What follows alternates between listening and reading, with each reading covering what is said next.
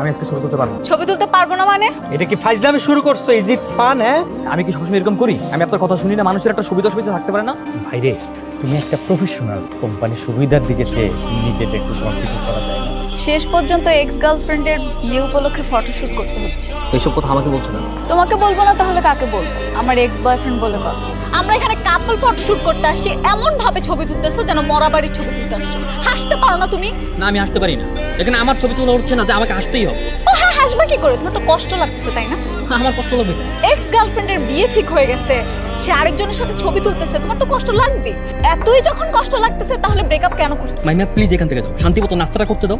হ্যাঁ করো, শান্তি মতো নাস্তাটা করো, এরপর মনোযোগ দিয়ে ছবি তুলবা। একটা ছবি যদি বাজে আসছে না, আমি তোমার নামে কমপ্লেন করবো। তোমার চাকরিটা কিন্তু চলে যাবে।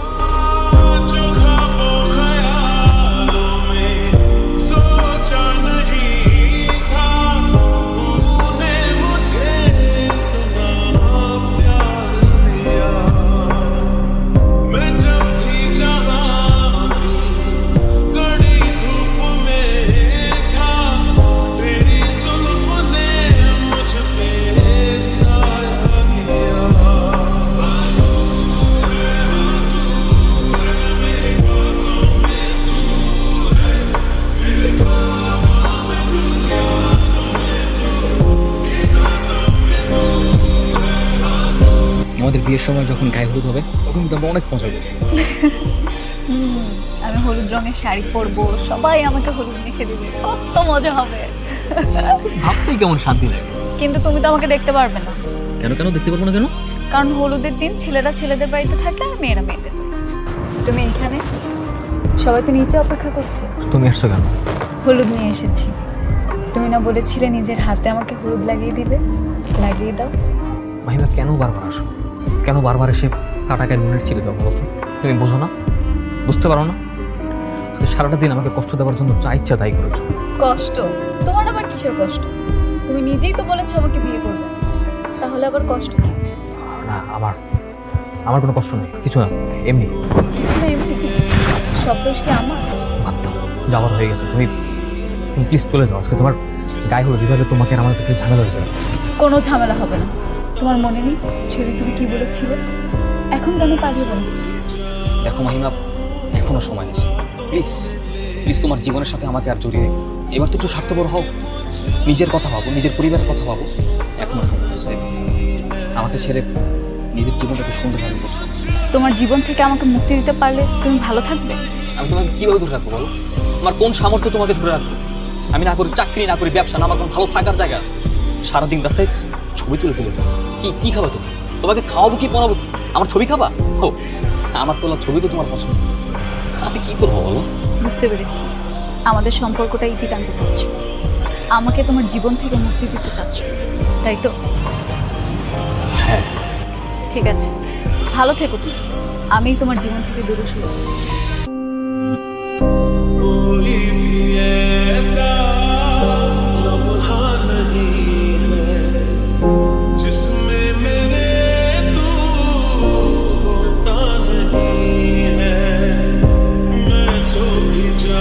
কথা ছিল আমার গায়ে হলুদের দিন তুমি আমাকে হলুদ লাগিয়ে দিবে। না, আমার স্বপ্ন পূরণ করো। আমি পারবো না। প্লিজ আমার স্বপ্ন পূরণ করো, তাড়াতাড়ি করো, নিচে সবাই ওয়েট করছে। আমি বললাম তো পারবো না, তারপরও কেন বারবার জোর করছো? প্লিজ মেহেদি, আমার শেষ ইচ্ছেটা পূরণ করো প্লিজ।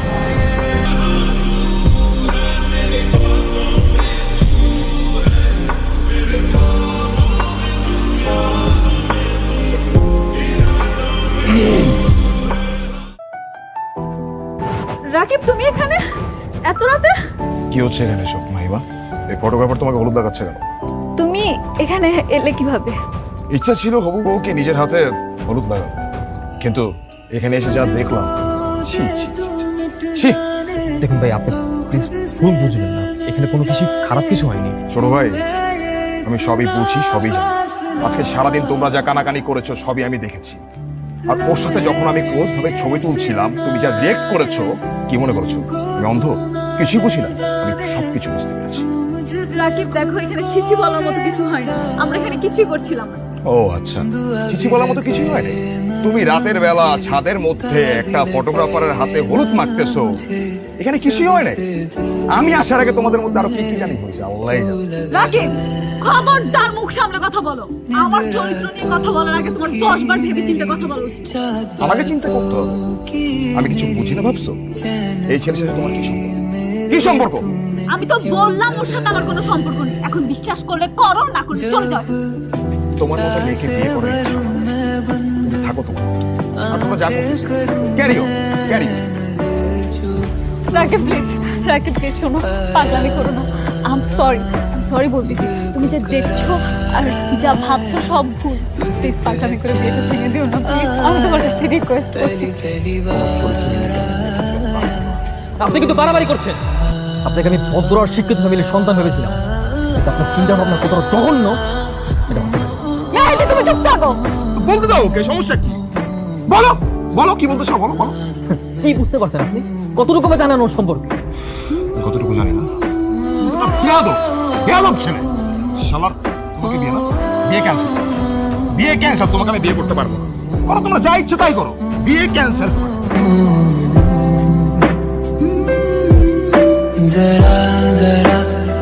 আজকে সন্ধ্যার আগে আমি কেন মরে গেলাম?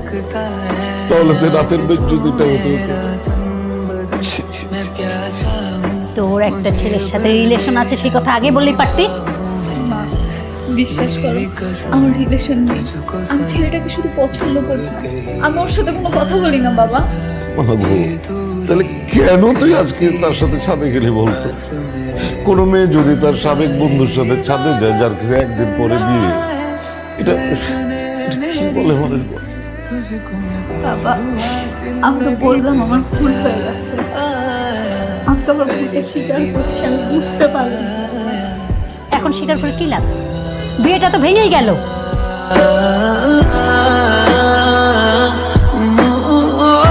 রাকিব ভাই চলে ভাই, প্লিজ আপনি অন্যকে বোঝান, উনি আমাকে ভুল বুঝতেছে ভাই। আমি যা করেছি না বুঝে করেছি, প্লিজ ভাই।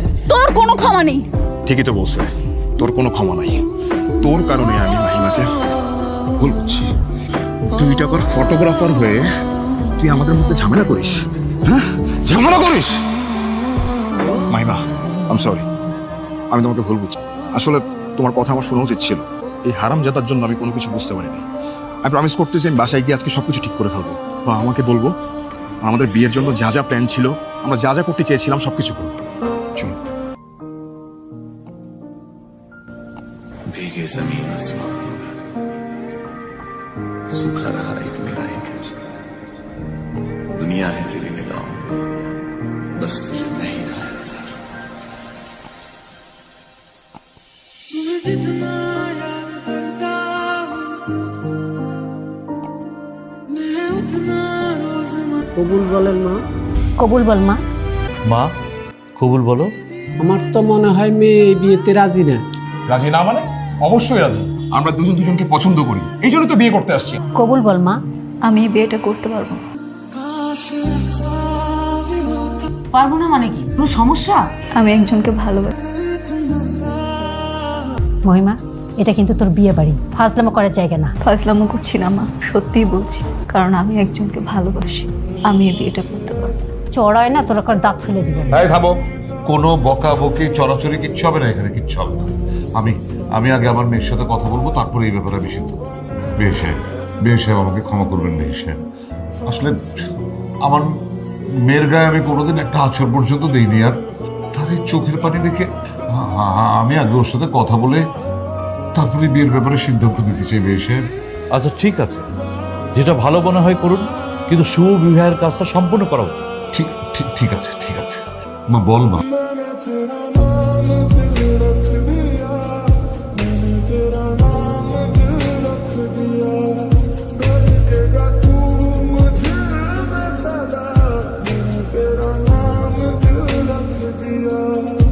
হ্যাঁ আমি জানি আমি অপরাধী।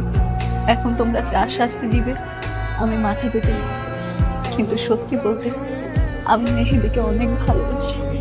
ওকে ছাড়া আমি বাঁচতে পারবো না। মানে কি? বিয়ে সাহেব আমি আবারও ক্ষমা চাচ্ছি আপনার কাছে। আমার মেয়ের চোখের পানি আমি সহ্য করতে পারবো না। এরপর আমার মেয়ের সাথে আপনার ছেলের বিয়ে দিতে পারবো না। আপনি আমাকে ক্ষমা করে দেন। কি বলছেন আপনি? সব আত্মীয় স্বজন চলে এসছে, এতক্ষণে তো বিয়েও হয়ে যেত, আর আপনি এখন বলছেন বিয়ে হবে না। এইভাবে আমাদেরকে অপমান না করলেও পারতেন। মা বাবা অনেক অপমান সহ্য করছে, এই বিয়ে করো। চল।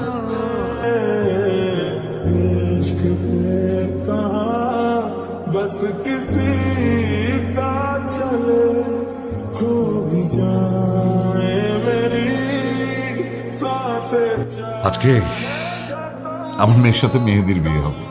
কাজী সাহেব আপনি ওই আগের পাত্রের বাবা মা এবং ঠিকানা কেটে নতুন পাত্রের নাম লিখে ফেলেন।